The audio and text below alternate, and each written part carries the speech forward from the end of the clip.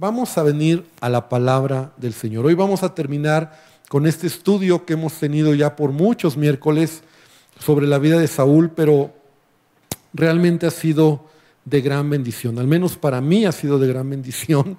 Yo espero que para ti lo sea. Y aun si tú no has escuchado todas las enseñanzas, es una buena oportunidad que estás en casa para que puedas escucharlas. Están ahí en YouTube, están todas las enseñanzas de Saúl, ¿verdad? Creo que son como 15 semanas o 15 diferentes enseñanzas.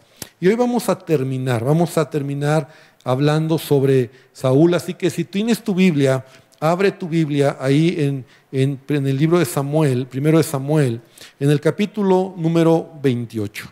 Vamos hoy a hablar del capítulo 28 y capítulo 31, que ya es el último capítulo que habla sobre la vida de Saúl.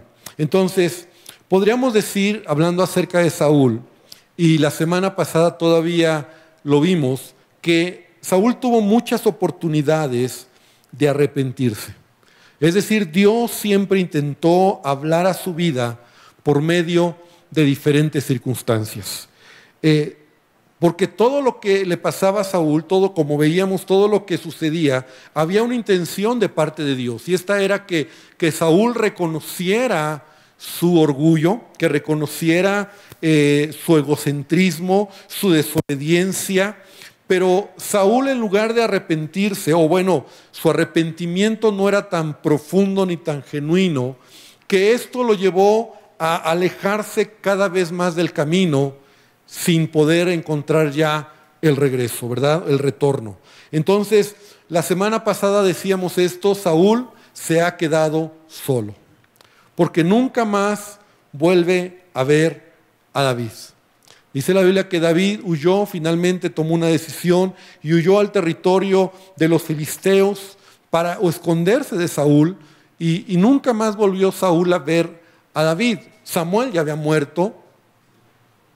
Entonces la gente que está cerca de Saúl es gente como Saúl, y así lo veíamos la semana pasada, con esa misma actitud, ¿verdad?, de solamente querer obtener un beneficio. Ahora, el verdadero problema que Saúl tenía y tuvo durante todo su reinado no era David.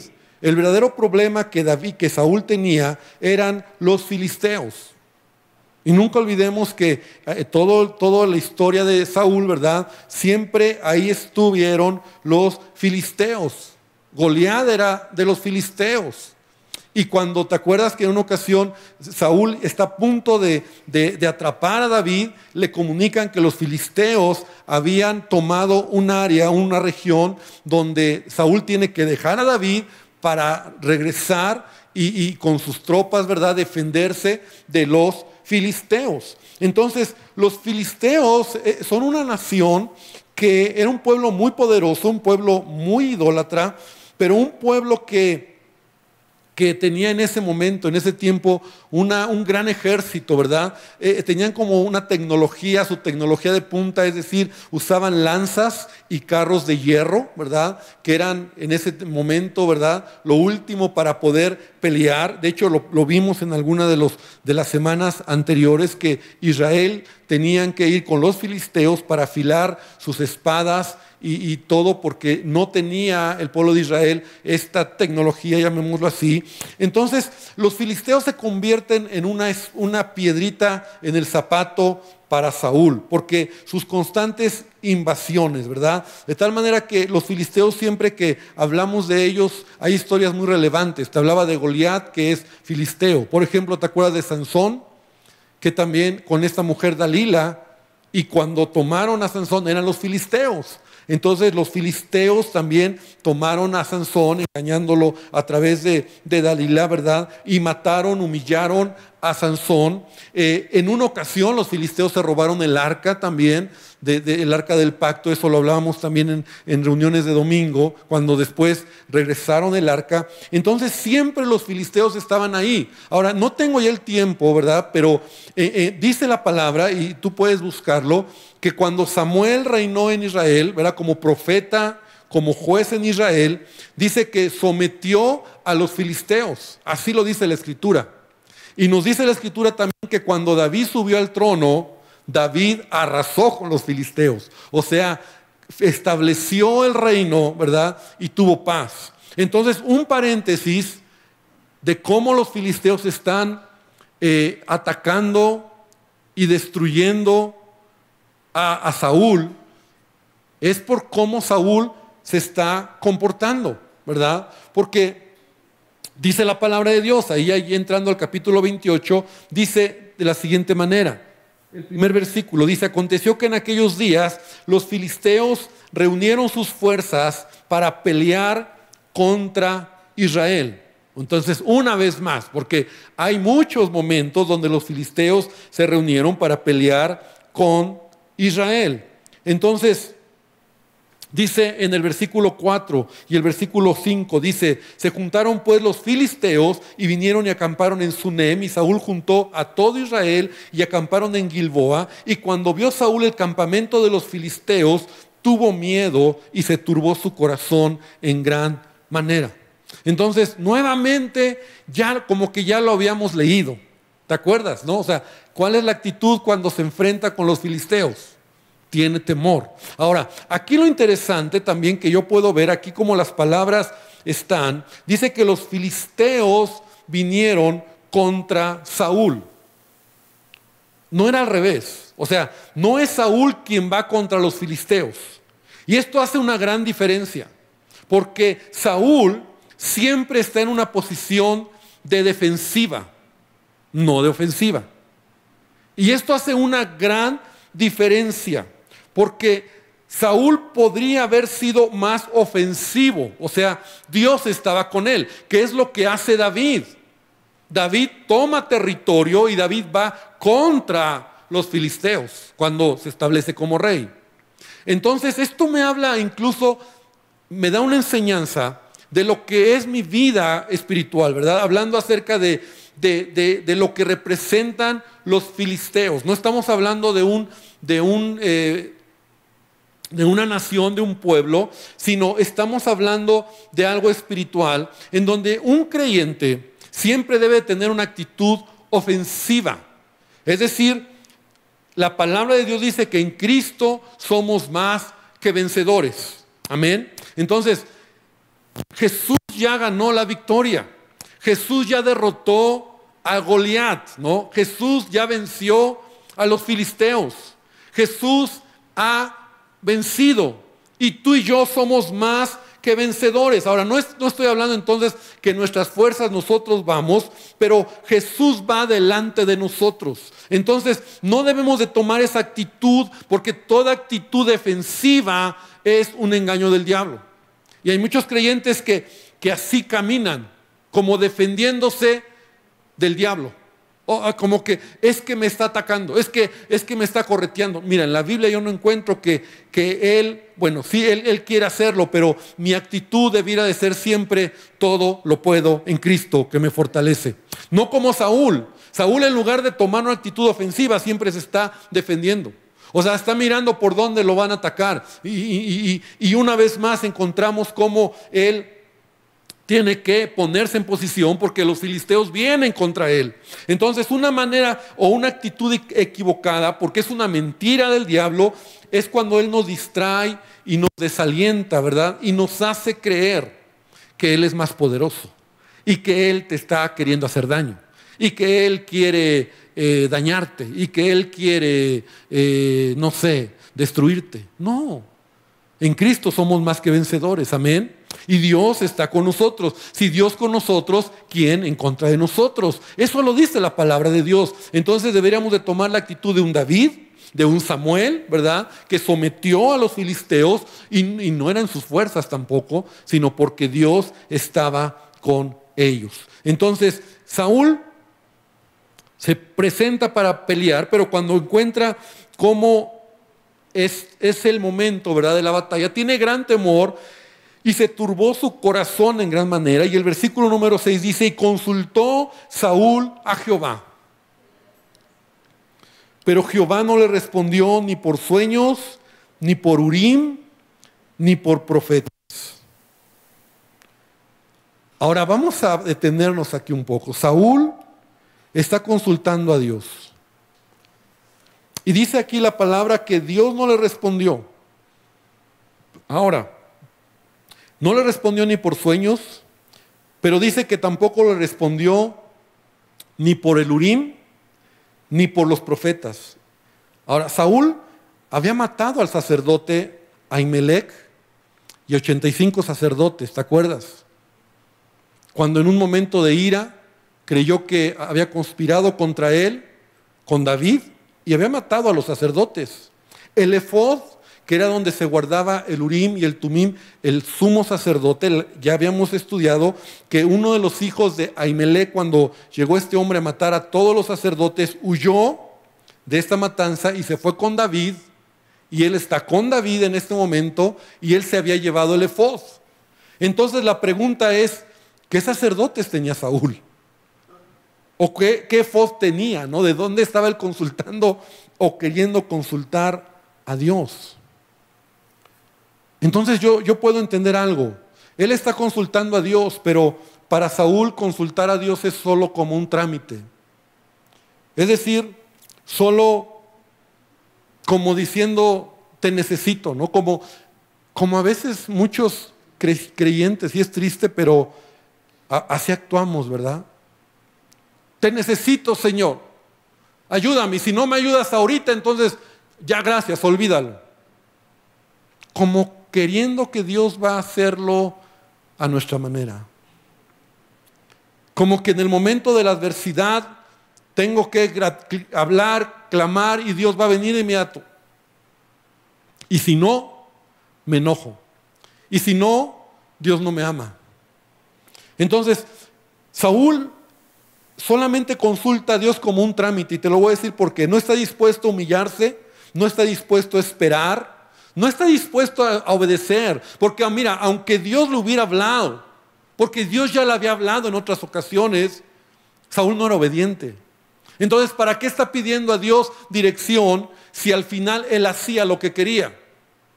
Y hay tanto que hablar de esto, ¿verdad? Porque así a veces nosotros actuamos. O sea, Dios se habla, pero a veces hacemos lo que queremos y no lo que Dios nos dice. Entonces, esto me habla de cómo respondió Saúl. O sea, él dijo, consultó al Señor, consultó a Dios, pues ni por sueños, ni por Urim, ni por profeta. O sea, tiene que ser ya. Y te voy a decir algo, el mayor testimonio de que algo viene de Dios es que has esperado en Él. Y así la Biblia lo dice. Bueno, está en muchos lugares, solamente quiero leer un pasaje. Salmo 41 dice, pacientemente esperé a Jehová. Repite conmigo ahí donde estás, pacientemente esperé. La respuesta de Dios no es tan inmediata a veces como queremos. Hay que esperar. Y esperar cuesta.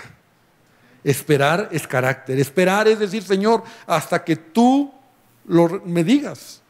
Entonces el Salmo dice David, esperé pacientemente y se inclinó a mí y oyó mi clamor. Entonces por eso el mayor testimonio de que algo viene de Dios es que has esperado en Él. Y podemos recordar y podemos hablar de muchos momentos donde esperar en Él, hay ese canto, ¿verdad? Que dice, esperar en Él, difícil sé que es, ¿no? Mi carne dice que es difícil, pero tengo que esperar en ti. Y bueno, este canto se extrae del espíritu de la palabra, ¿no? Esperar en Él no es fácil. Entonces Saúl no está pidiéndole a Dios, como dice aquí, consultando a Jehová, porque realmente quiere hacer lo que Dios le va a decir. Él no quiere esperar. Él solamente quiere hacer de Dios un trámite. Él solamente quiere hacer de Dios una respuesta rápida. Y Dios jamás va a responder así. Entonces, como Saúl no sabe esperar, él tiene siempre un plan B. Y los que no esperan en Dios tienen un plan B. O sea, cuando Dios te dice espera, y a lo mejor esta palabra es para ti hoy, tienes que esperar. Entonces, ¿qué hay que hacer, pastor? Esperar.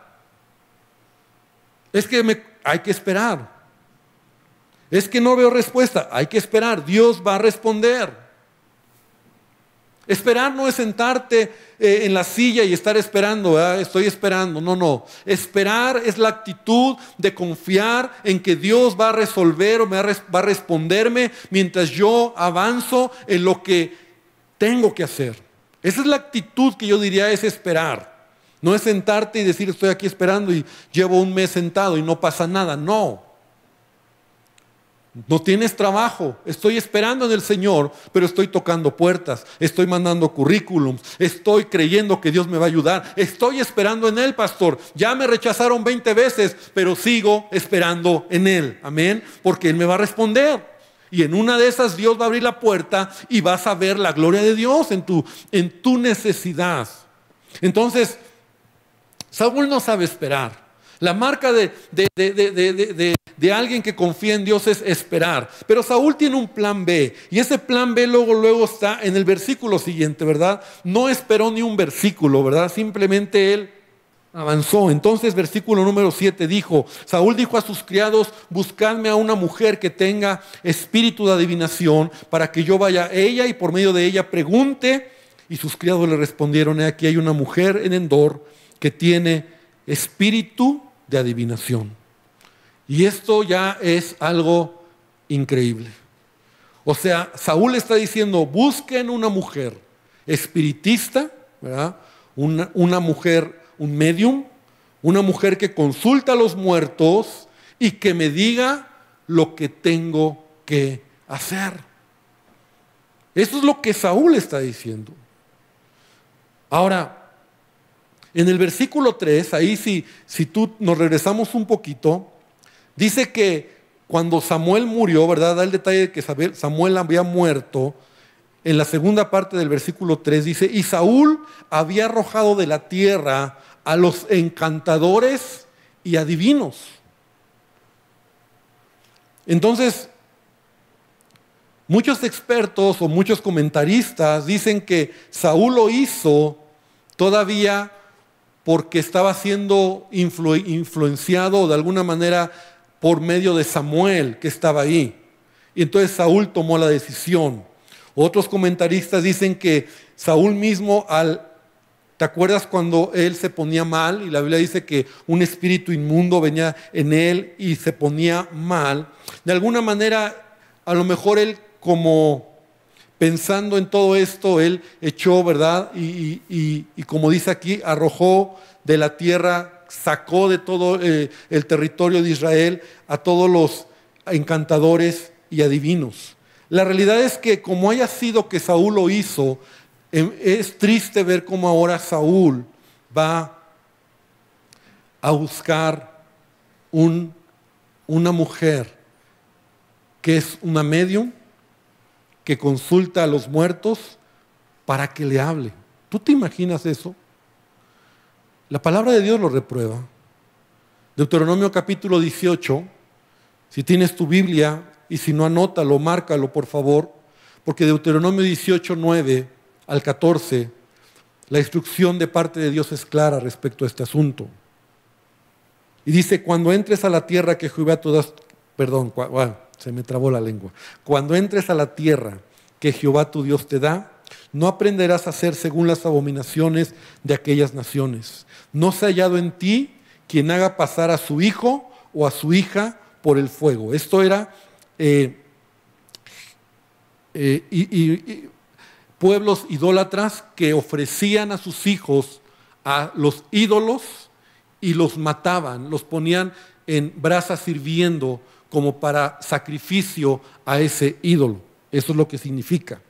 Dice que no hagas pasar a su hijo o su hija por el fuego, ni quien practica adivinación, ni agorero, ni sortílego, ni hechicero, ni encantador, ni adivino, ni mago, ni quien consulte a los muertos, porque es abominación para con Jehová cualquiera que hace estas cosas. Y por estas abominaciones Jehová, tu Dios, echa estas naciones delante de ti.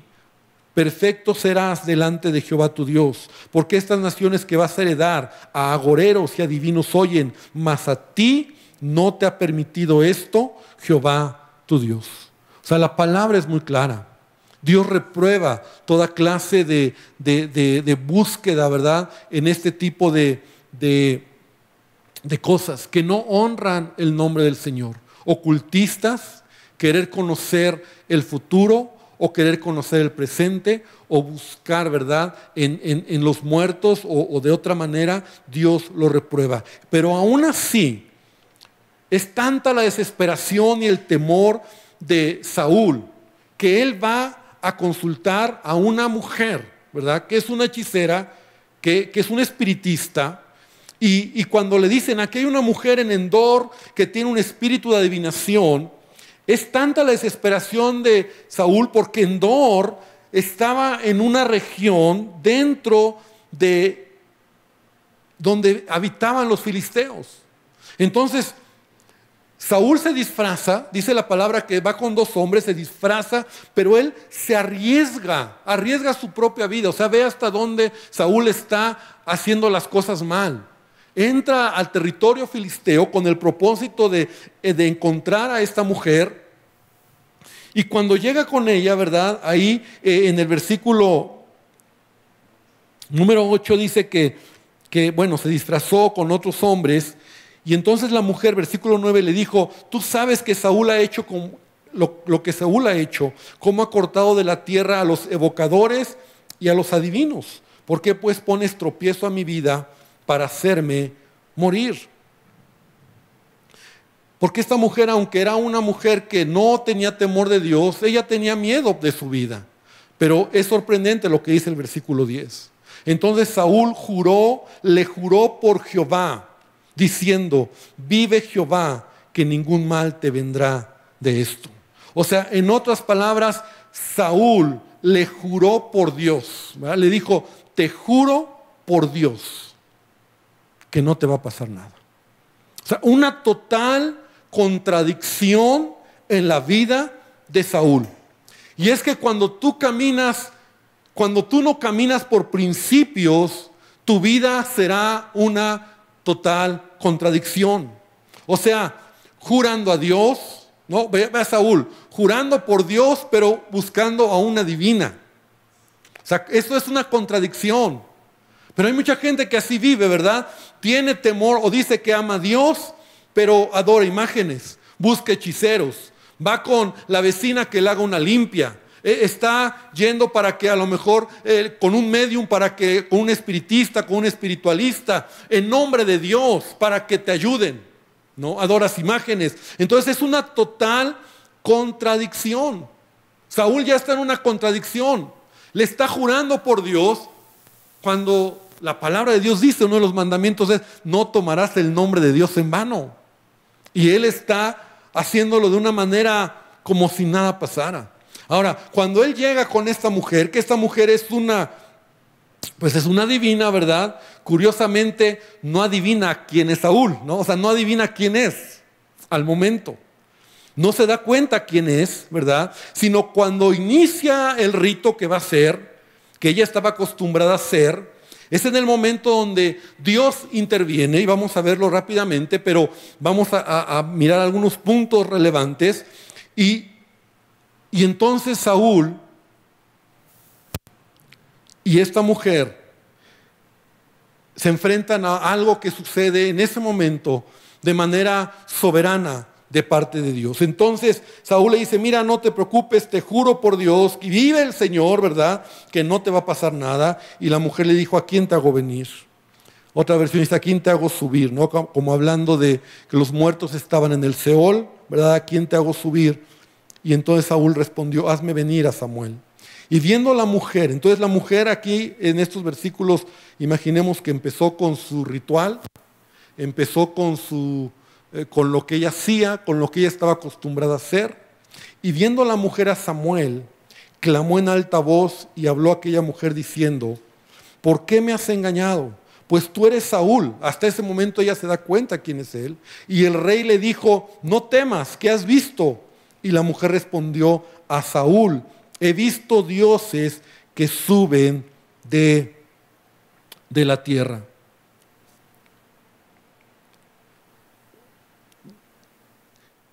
Dice, y él le dijo, ¿cuál es su forma? Y ella respondió, un hombre anciano viene cubierto de un manto. Saúl entonces entendió que era Samuel y humillando su rostro a tierra, hizo gran reverencia. Entonces, es interesante ver cómo esta mujer tal vez está haciendo el trabajo que siempre hacía. Tal vez usando el fraude, ¿verdad? O tal vez entrando en un territorio espiritual donde ella estaba acostumbrada y donde, como vamos a ver más adelante, los demonios, espíritus intervenían, pero ella no llegaba a ese grado, o nunca había tenido esta experiencia por lo que vemos, de realmente hacer venir a alguien de los muertos. Porque, ¿qué sucede? Porque en el momento que ve a Samuel, ella dice, la exclamación de ella dice, he visto dioses que suben de la tierra. Otra versión dice, veo un ser divino, alguien que es como Dios. Ella, por supuesto, no conocía al Dios verdadero, ¿verdad? Pero ella dice, veo a alguien como Dios, veo a dioses. Tiene tal vez una manera de ver una revelación en ese momento. Y está mirando a Samuel. Porque entonces Saúl le dice, ¿qué es lo que ves? Y entonces ella le dice, veo un hombre con un manto, ¿verdad? Y Saúl, entiende que es Samuel. Ahora, aquí la pregunta es, ¿en verdad era Samuel? ¿O era un demonio? ¿O Satanás mismo engañando a Saúl? Entonces, esa es una buena pregunta que nos tenemos que hacer. ¿Quién es el personaje que habla con Saúl? ¿Es Samuel o no es Samuel? La segunda pregunta va de la mano. ¿Pueden entonces los muertos regresar y un medium tiene poder de hacerlo? Entonces vamos a responder estas preguntas. La primera pregunta es, por lo que vamos a leer, que sí era Samuel. O sea, sí era Samuel. Que de manera soberana, Dios permite que Samuel regrese, ¿verdad? Porque él ya ha muerto, para hablar con Saúl. No dice que apareció físicamente. O sea, no nos dice que él apareció físicamente, pero él está hablando con Saúl. De hecho, ya a partir de este versículo siguiente, versículo número 16, versículo número 15, perdón, ya vemos el diálogo entre Saúl y Samuel. Entonces, Samuel, vamos a leerlo aquí para entender algunos puntos, y Samuel dijo a Saúl, o sea, ya vemos la plática entre Samuel y Saúl. Ya esta mujer, ¿verdad? Ya está a un lado. Dice, ¿por qué me has inquietado haciéndome venir? Y Saúl respondió, estoy muy angustiado, pues los filisteos pelean contra mí, y Dios se ha apartado de mí, y no me responde más, ni por medio de profetas, ni por sueños. Por esto te he llamado para que me declares lo que tengo que hacer. Lo primero que vemos aquí nuevamente es un Saúl ensimismado, ¿verdad? Es que a mí me preocupa, es que Dios se ha apartado de mí, es que yo necesito. Siempre a Saúl le interesaba él mismo, era lo que le preocupaba. Dios se ha apartado de mí, Dios no me responde. Entonces Samuel le dice, ¿y para qué me preguntas a mí? Si Jehová se ha apartado de ti y es tu enemigo. Y aquí Samuel al menos 7 veces menciona el nombre de Jehová. O sea, en otras palabras, está dando toda la gloria, te está dando el reconocimiento y la soberanía de lo que es Dios. Y eso es importante entenderlo, porque un demonio no podría hacer esto. O sea, está declarando, y mira, vamos a verlo. Le dice, si Jehová se ha apartado de ti y es tu enemigo, Jehová te ha hecho como dijo por medio de mí, pues Jehová ha quitado el reino de tu mano y lo ha dado a tu compañero David. Eso Saúl ya lo sabía. Como tú no obedeciste a la voz de Jehová, ni cumpliste el ardor de su ira contra Amalec, por eso Jehová te ha hecho esto hoy. Y Jehová entregará a Israel también contigo en manos de los filisteos. Y mañana estaréis conmigo tú y tus hijos, y Jehová entregará también al ejército de Israel en mano de los filisteos. Entonces, ¿qué es lo que Samuel está diciendo? Samuel le está explicando que Dios ya lo había rechazado. Samuel está diciendo y recordando los momentos donde Saúl había sido desobediente. Pero no solamente eso, Samuel le habla del futuro de lo que va a pasar. O sea, el futuro, Samuel, de manera providencial, soberana, Dios permite que él se lo diga a Saúl. O sea, le dice, tú mañana vas a morir en mano de los filisteos y vas a estar conmigo. Entonces, vemos cómo sí es Samuel. Ahora, no es la única vez en la Biblia que alguien que ha muerto se manifiesta.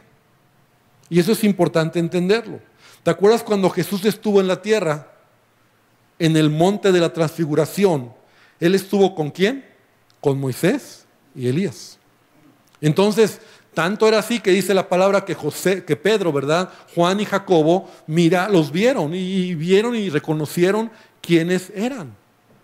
Entonces, de manera soberana, Dios lo permite, ¿no? Entonces, la pregunta aquí es, ¿quién era? Era Samuel. De manera soberana Dios lo permite. Esta mujer que es la medium, la que va a intervenir para llamar al muerto, ¿verdad? Ella misma grita, y omitimos o no leíamos donde dice que ella misma dio un grito de susto cuando se dio cuenta que realmente era Samuel el que estaba llegando. Entonces, ¿pueden venir los muertos? La siguiente pregunta sería, ¿pueden entonces los muertos venir a visitarnos, estar entre nosotros? Pues la respuesta es sí y no. O sea, sí, cuando Dios interviene de manera extraordinaria, como en este caso, porque así sucedió. O sea, de manera extraordinaria Dios permitió que Samuel regresara. De manera extraordinaria lo vemos cuando Jesús está hablando con Elías y con Moisés. Y no porque la Biblia nos enseña que los muertos, pues de alguna manera no pueden venir acá. O sea, sin la autorización, llamémosle así, ¿verdad?, expresa de Dios. Entonces, cuando un medium consulta o habla en nombre de un muerto, ¿quién es? ¿Es mi tío? ¿Es mi padrino? La Biblia nos enseña que detrás de ellos hay demonios. Y la Biblia dice, Pablo dice, 2 Corintios 11:14, no es maravilla porque el mismo Satanás se disfraza como ángel de luz. La mayoría de la gente que entra en estos terrenos espirituales, y hablo de mediums, de espiritistas, espiritualistas, ¿verdad? La mayoría de los casos, la mayoría, es gente que está en esos terrenos, pero realmente no sucede. Y los que llegan a entrar en un terreno más profundo, muchas veces son demonios los que están ahí, interviniendo, que toman posesión, literalmente, de la persona. Y esa es la característica de los demonios. Toman posesión de la persona, que pierde la conciencia, que pierde su libre albedrío, y entonces actúan en nombre de, pero no significa que los muertos están entre nosotros. Entonces, en este pasaje encontramos que sí es Samuel el que viene. Sí es Samuel el que Dios le permite para hacerle entender a Saúl que su desobediencia había llegado al colmo. Tan es así que en el versículo 20 nunca habíamos visto a un Saúl tan quebrantado. Dice que Saúl cayó en tierra, cuán grande era. O sea, se desplomó. Y tuvo gran temor por las palabras de Samuel. O sea, no solamente era el ambiente que estaba ahí, o sea, algo espiritual, por lo que Samuel le dijo. Y estaba sin fuerzas porque en todo ese día y aquella noche no había comido pan. Entonces la mujer, mira, tan mal está Saúl que esta pobre mujer que está ahí, dice que vino a Saúl y viéndolo tan turbado, le dijo, he aquí tu sierva ha obedecido tu voz. He arriesgado mi vida y he oído las palabras que tú has dicho. Te ruego pues que oigas la voz de tu sierva. Y entonces le da de comer a Saúl. Saúl al principio no quería comer, versículo 23, pero sus siervos le pidieron que comiera y obedeció. Se levantó del piso y se sentó sobre una cama. O sea, ve el momento, ve lo que está pasando. O sea, Saúl está mal. Saúl ya ha llegado al punto donde tocó fondo. Tal vez por su mente pasaba todo lo que había hecho. Todos sus errores, su orgullo, su desobediencia, su pecado. Pero aún así, Saúl no dio vuelta atrás. O sea, era tan lejos ya hasta donde había llegado que ya no podía encontrar el camino de regreso.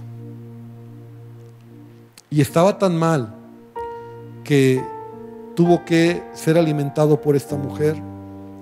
Y después de que recobró las fuerzas, se levantaron, dice el versículo 25 al final, después de haber comido, y se fueron esa noche. Yo creo que Saúl, pensando no solamente lo que le dijo Samuel, de que Dios lo había dejado nuevamente, él ya lo sabía, pero ahora lo nuevo de todo esto era: tú y tus hijos van a morir.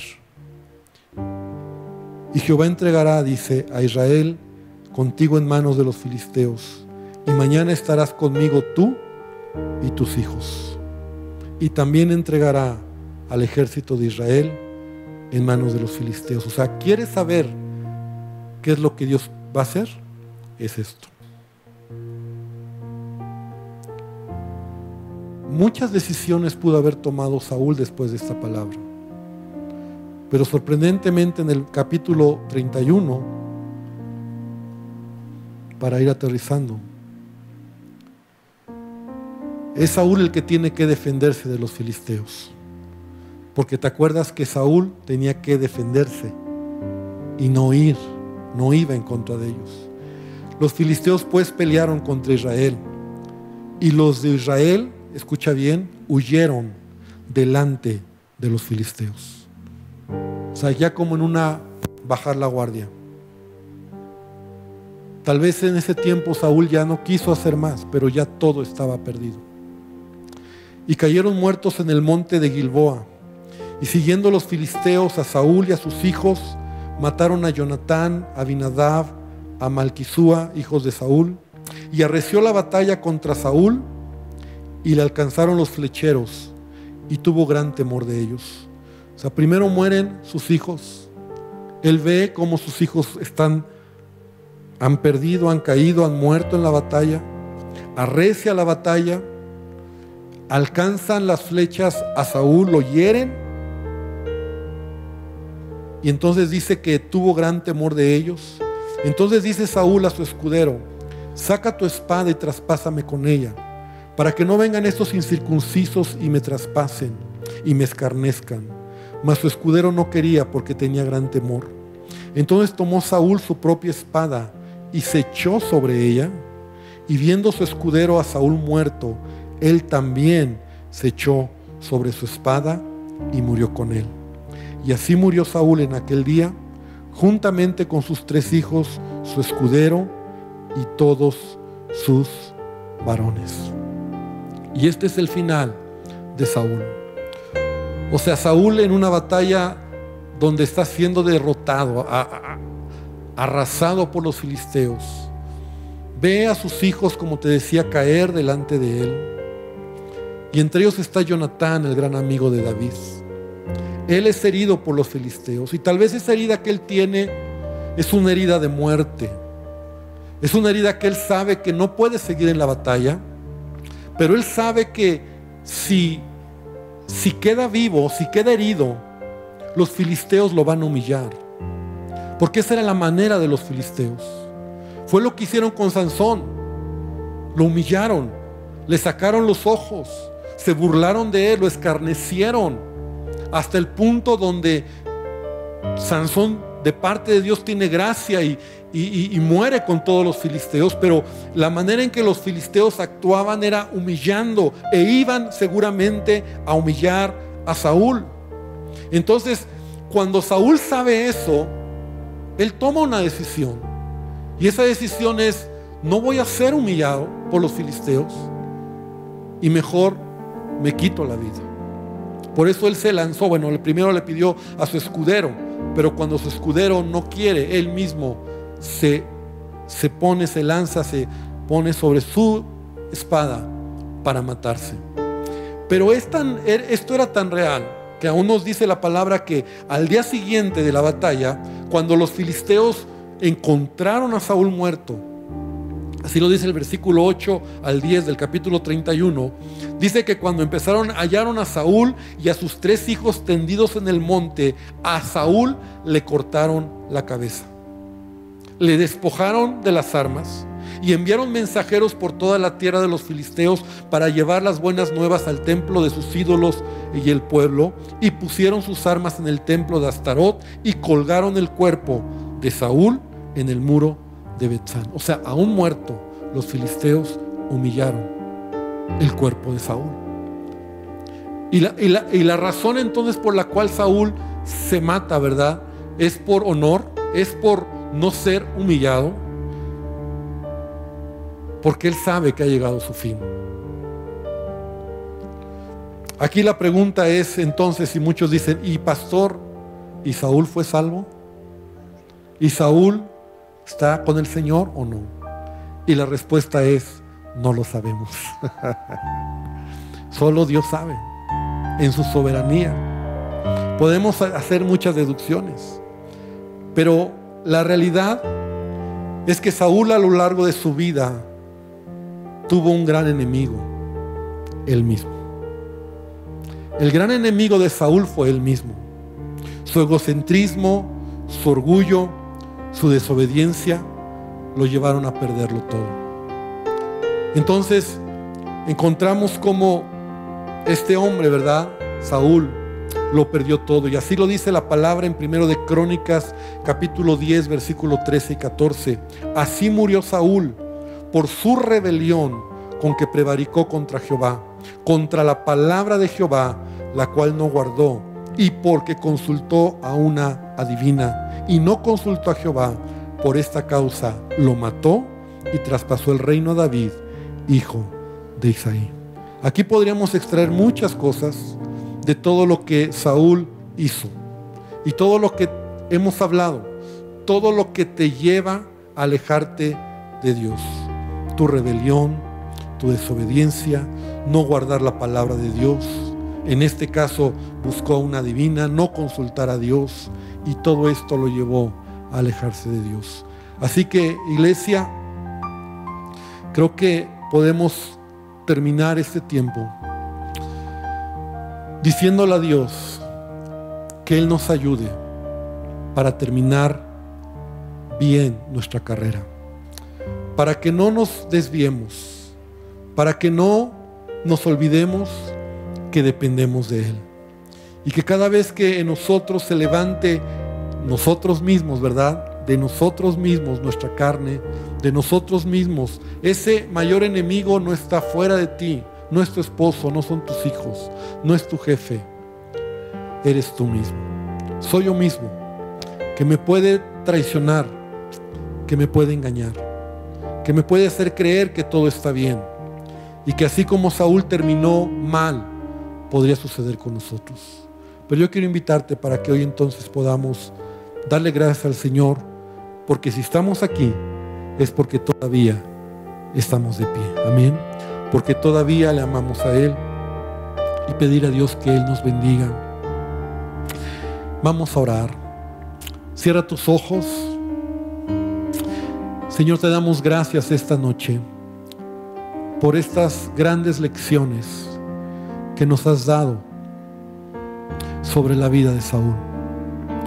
Es por eso que el apóstol Pablo dice: el que mire estar firme, el que piense estar firme, mire que no caiga. Porque todos estamos expuestos, Dios. Porque todos, Señor, reconocemos nuestra necesidad de ti. Hemos empezado una carrera y queremos terminarla, Dios. Y queremos terminarla de pie. Y queremos terminarla bien.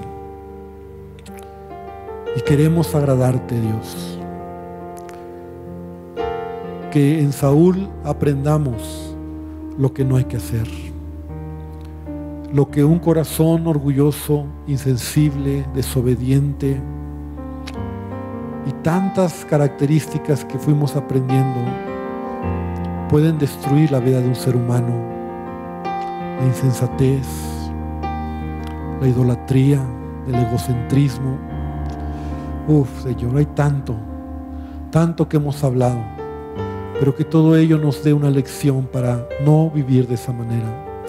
Y yo te pido hoy por tu gracia, y yo te pido hoy por tu presencia, y yo te pido, Señor, que tú nos ayudes para seguir adelante. Bendícenos y bendice a tu iglesia. Y Padre, en el nombre de Jesús, Señor, derrama de tu gracia sobre nosotros, Padre. Gracias te damos por este tiempo y por tu palabra. En el nombre de Jesús. Amén y amén.